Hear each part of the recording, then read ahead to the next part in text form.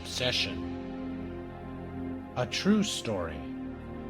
The unfolding of a very complex process of obsession, with its main roots planted deep in the mysterious soil of past incarnations, with many implications projected into the future of those involved.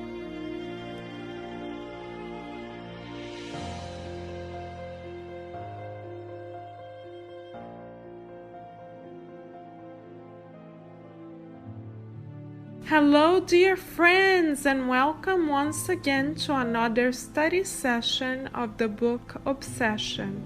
Last week we had the opportunity to feel and experience God's mercy through the loving presence of the nurse Rosangela and through the guiding love and light of the spirit mentors watching over Esther from the real side of life. We see that God's mercy never fails, that even in the depths of the most desperating situations, even when earthly medicine sees no end to suffering, there comes God with his majestic, loving, and kind hands and offers loving help to each and every one of the hearts which are suffering. So in gratitude for God's infinite and unconditional love, we would like to offer a prayer to inspire our study session of tonight. Dear loving God, thank you for being the source of all mercy, all compassion, and all kindness on this earth and on the entire universe. Thank you most especially for loving each and every one of us, incarnate and discarnate spirits alike, unconditionally, for not imposing on us conditions that are tied to our own temporary limitations. And thank you for making us in such a way so that we are perfectible, able to learn and to grow spiritually. And thank you especially for the blessings of our many reincarnations, which allow us to repeat the lessons that we need to learn and to cleanse our hearts from our own ignorant and temporary mistakes.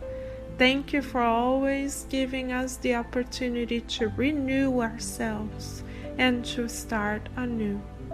Please inspire us to constantly change for the better through your mercy and love, light and compassion, companionship and eternal presence.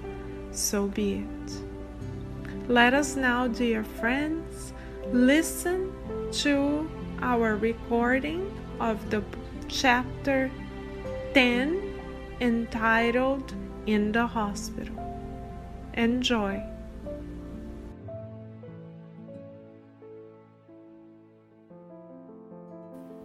Chapter 10. In the Hospital.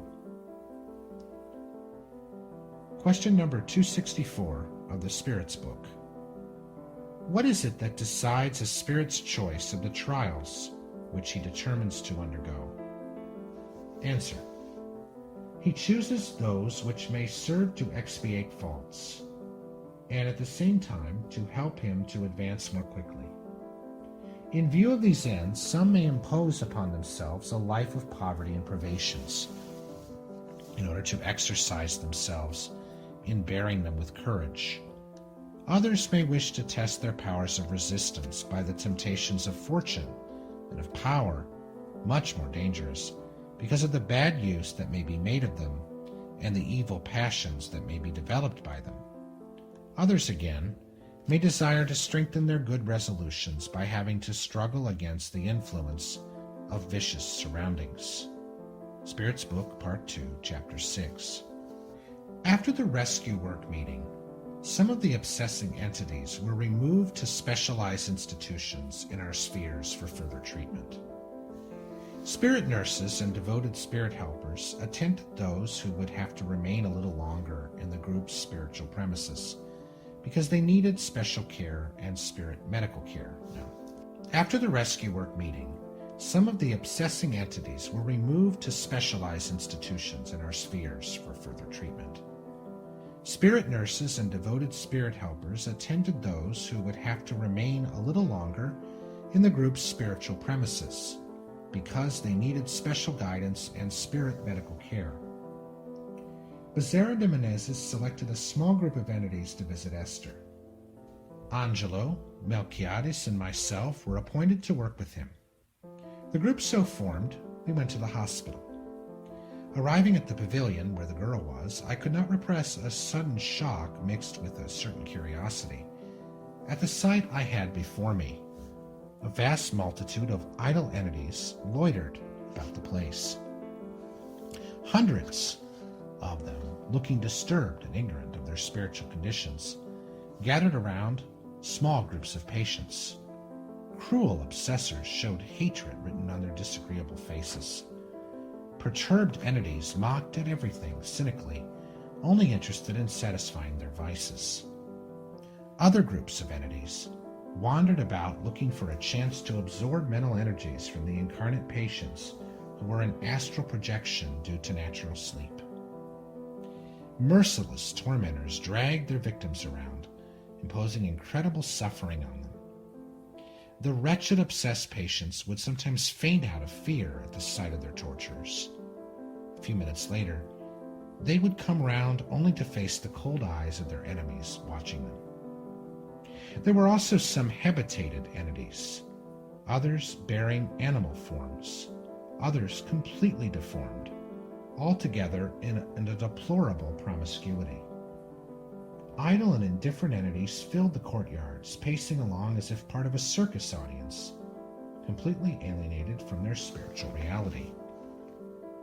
The noxious vibrations of their perverted minds created a miasma which they breathed, self-intoxicating themselves more and more, and poisoning the psychosphere, which was by itself already dreadful. A deafening, wild uproar was the background for a succession of grotesque and shocking scenes, from the vilest bestiality to the most savagely elaborated cruelty. Within such scenery, many incarnate patients were subjected to all sorts of brutality. One would think that those discarnate people acting so ruthlessly had never known compassion, for it was a display of horrors beyond all that imagination can conceive. In the mix of discarnate spirits who filled the place, there were entities skilled in the basest practices of insanity and viciousness, together with cunning liars and sharp hypocrites, all inferior earthbound entities that, although deprived of their physical bodies, felt the pressure of the base earthly passions which they still cherished, that ruled them powerfully. We had been instructed to pray and keep ourselves emotionally well balanced to be able to penetrate that low vibrational environment, unnoticed by the inferior spirit people concentrated there. I saw other rescue groups like ours also operating in the area. Considering the special circumstances, they would address us a fraternal greeting as discreetly as possible and go about their particular tasks. Those dwellers of higher spheres who had come down to help represented divine providence answering the pleas of many prayers through the therapy of love. Esther's room resembled a prison cell. As I walked in, I experienced an abrupt uneasiness. The room was saturated with dense, pernicious vibrations, similar to a greasy fluid, which caused us a disagreeable psychic disturbance and a general nauseating sensation. Our leader, being more familiar with such environments, warned us to keep firm control of our emotions and imbue ourselves with a sincere feeling of charity in order to overcome our discomfort, and also to enable us to tune in with higher vibrational planes from where we would get the necessary sustenance. The young girl's spirit form, in astral projection, was lying by her physical body in almost total unconsciousness, for she was under the effects of a strong drug. At her side, magnetically linked to her, the obsessor kept watch. In the same room there were 3 other stinking, dirty beds, where lay 2 other girls and a middle-aged lady. The 3 of them showed different kinds of alienation. They were all unconscious and partially out of their bodies, except the middle-aged lady, who kept quarreling with an imaginary enemy created by her sick mind. Other discarnate beings thrusted themselves into the dark shadows of the stuffy and dirty room. Some of them were completely numb, as if they had been hibernated through narcotherapy, feeding themselves on the foul emanations from the sick minds of the patients. Becerra offered a prayer. As he sought contact with higher spheres, he began to radiate a light whose intensity increased gradually, until it was as if a sun were set right in the center of his chest. From that luminous focus came out flashes of light charged with powerful positive energies, which fell on the frivolous entities, frightening them out of the room and purifying the spiritual atmosphere, changing the psychic environment completely. When he finished his prayer, he told Angelo and Melchiades to help the other 2 girls, while I would assist the lady. He also suggested that I condense enough fluidic energy around me so that I could become visible to her sight. This I did, and when she saw me, she exclaimed, "Heavenly Messenger, deliver me from this cruel persecutor. I admit I'm a criminal, but I have been paying for my crime for a long enough time. Help me, for God's sake." Her bitter voice, the disturbed face, and the abundant tears aroused my compassion. Telepathically controlled by the powerful mind of her leader, I approached her and told her to calm down and rest. Through magnetic process, I was able to help her relax from the tension created by fear, and she fell asleep. Becerra approached and concentrated his attention on her mental field, where he could easily read her clinical history. "This lady," he said, "is classified as a case of irreversible schizophrenia. Presently, she's in a phase known as hebephrenia. The matrix of her mental disorder has its roots in the centers of force located in the astral body, where the cerebral mechanisms of reason and personality show shaded areas. But the trouble that determined these shaded areas originated in a previous life, when she tried to cheat God's laws, leading a life of folly and waste. In fact, in the eyes of the world of their time, she maintained a spotless reputation. But she could not get away from herself and from the pressures of her awakening consciousness.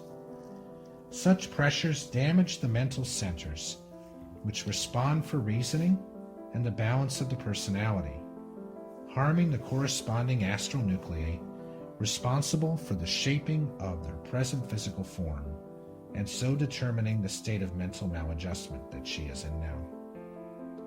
Becerra paused for a while. Then he began to magnetize the lady with long passes, working at first on her coronal center. Her hands moved along slowly, flooding the coronal center with positive energy that disintegrated the pernicious energies concentrated on her mental field. As he did so, the complex kernel nucleus began to get clearer. The soft, luminous form of energy that emanated from Becerra had the special property of dissolving some vigorous thought forms she had created, although they were not completely wiped out. The energy the woman was receiving from Becerra now traveled through the various centers of her physical spiritual registrations located in the spirit body. From there, the energy reached the physical body, which immediately showed signs of a better adjustment. Her physical brain, now invigorated, was changed into a multicolored area where millions of microscopic luminous particles swarmed around the neurons, stimulating and reconnecting them. New mental orders were now sent out to the whole body, restoring the vibrational harmony and repairing the broken chain of energy responsible for the balance of the physical body. The woman's respiration became regular, and her muscles relaxed, so benefiting the digestive system, which had been particularly disturbed. When the complex operation ended, Bezerra explained, "Every disease, whatever names it bears, is the result of a negative action performed by us and registered in our spiritual mind.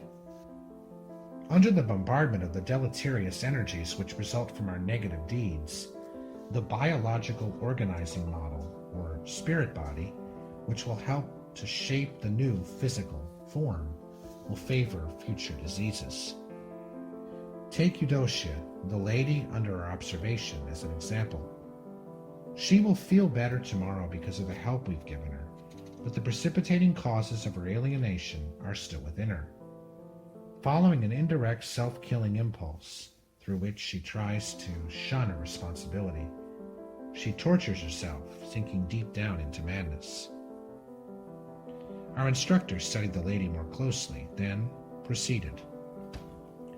In a previous Earth life in the 19th century, she owned a large amount of land in an important imperial town in the state of Rio de Janeiro. Married to an honest and good man, she was, in turn, an irascible, difficult person. Tired of her doings, her husband proposed a sensible separation. She immediately assumed that she'd been replaced by another woman whom she thought to be one of her maids. Then, silently and in cold blood, she plotted a hideous crime. She poisoned her husband, who suspected nothing, and later did the same to the maid whom she had imagined to be her husband's supposed preference. Because of her social standing, nobody suspected her, and the crime remained unsolved. Yet she knew. And the worst punishment for a crime is the persistent presence of guilt written in the conscience of the criminal. While the physical body enjoys its full vigor, the guilt lies dormant in the conscious mind. But as the links which pertain to spirit tied to the body begin to loosen up, memories start to rise from the depths of time and create a guilty complex that develops into a sort of monomania that fixes the guilty feeling and aggravates the responsibility. Meeting physical death, this lady took her unsolved hidden dramas into the spirit world. The husband victim had already forgiven her, but the young murdered maid had not. Finding her in the lower realms of the spirit world, the maid victim abused her for a long time.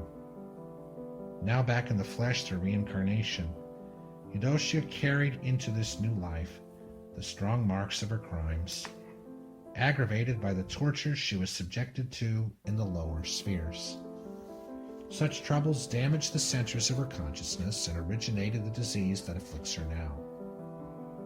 After a brief interruption, he concluded, "The disarticulated nuclei in the astral body caused corresponding lesions in her physical brain.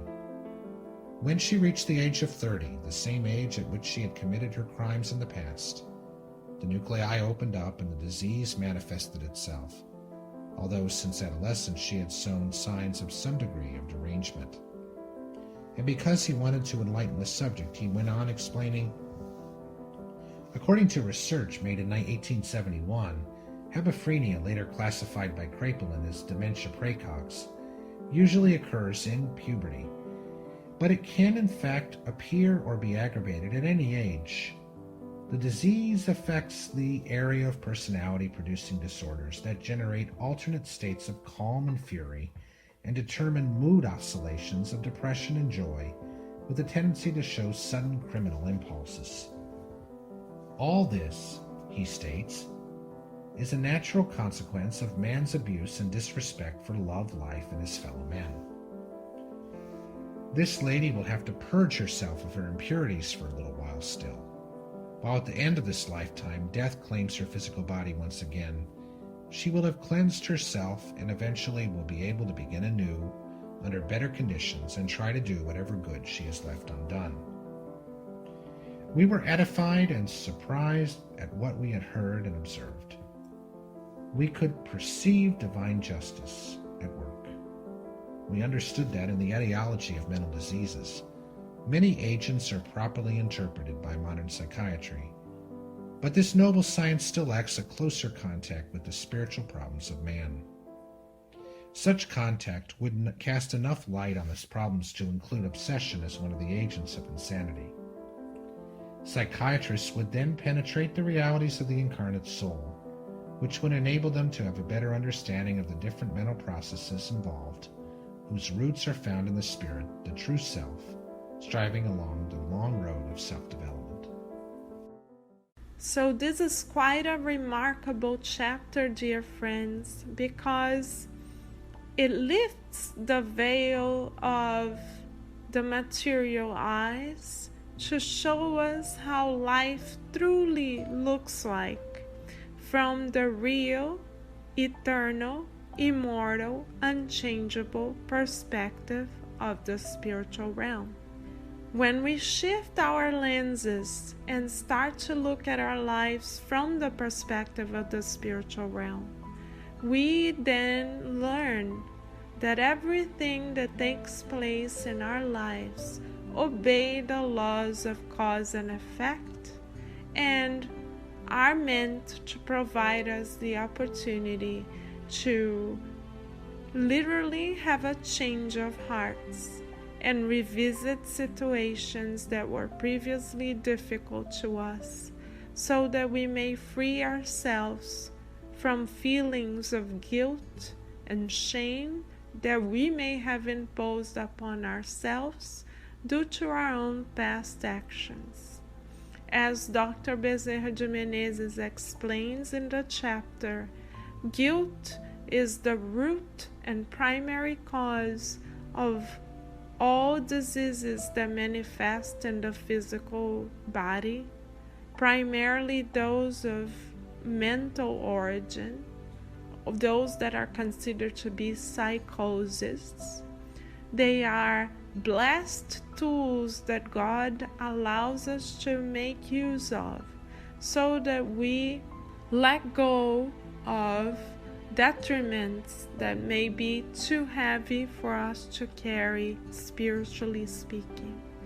So guilt allows us to literally cleanse and set our minds free from our own very past. Dr. Bezerra shows God's loving mercy through allowing us to study a past life, of one of the patients in the hospital there.